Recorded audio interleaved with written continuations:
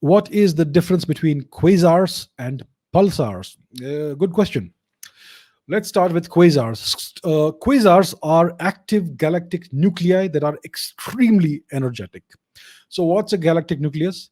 It is whatever is uh, located at the very center of a galaxy. So a galaxy is like a cyclone. It has the same shape as a cyclone or a typhoon or a hurricane, a spiral shape. Mostly spiral galaxies are like that. So let's just take spiral galaxies as an example. So at the center, at the very core of a spiral galaxy, you typically have a supermassive black hole.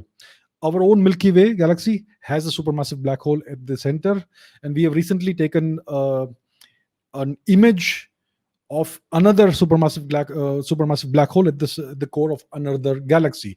So most galaxies have supermassive black holes at their center, and in some cases, in some galaxies, there is a very energetic accretion disk around this supermassive black hole.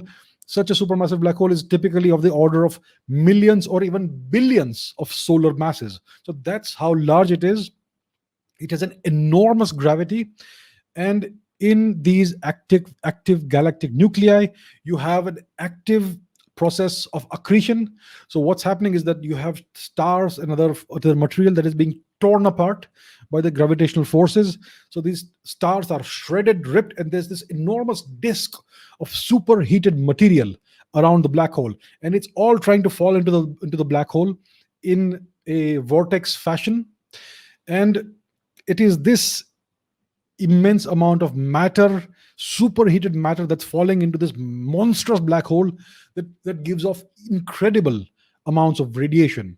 So this is what's known as a quasar, a quasi-stellar object, or a quasi-stellar radio source. There are two acronyms. So the luminosity of a quasar is incredible. A typical quasar gives off more light and radiation in 1 second than 1,000 Milky Way type galaxies can give off in 1 second. So the Milky Way has approximately 400 billion stars. 1,000 Milky Ways would have about how many is it? 400 trillion stars. And a single quasar gives off more light and radiation than 400 trillion stars. So you can imagine the incredible power and luminosity of this object, of this astrophysical object. It's a monstrous astrophysical object.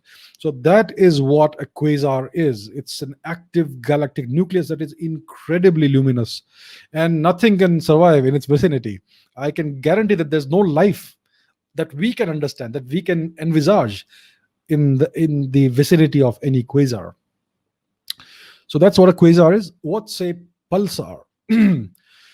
So a pulsar is a neutron star that spins very fast, and it gives off uh, electromagnetic radiation, two pulses or two jets of electromagnetic radiation from its magnetic poles. So let me show you what a pulsar typically looks like.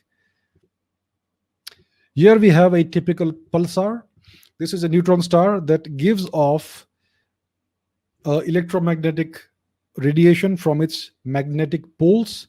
It has this kind of lighthouse effect.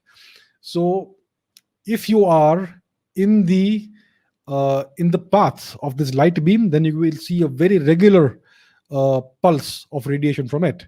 So there are certain pulsars that give off this radiation. If you are in its path, they will give off this pulse of radiation every few seconds or every 100 or so seconds. And there are these so-called millisecond pulsars too, which give off these pulses once every millisecond or so. So these pulsars were first discovered because of radio astronomy, etc. And what was found is that we had these beeps coming out of interstellar space, these beeping sounds in the radio frequencies, and nobody could explain what these were. People thought that these may be extraterrestrials who are trying to communicate with us. But later we found out that these were actually neutron stars that give off these two jets of radiation.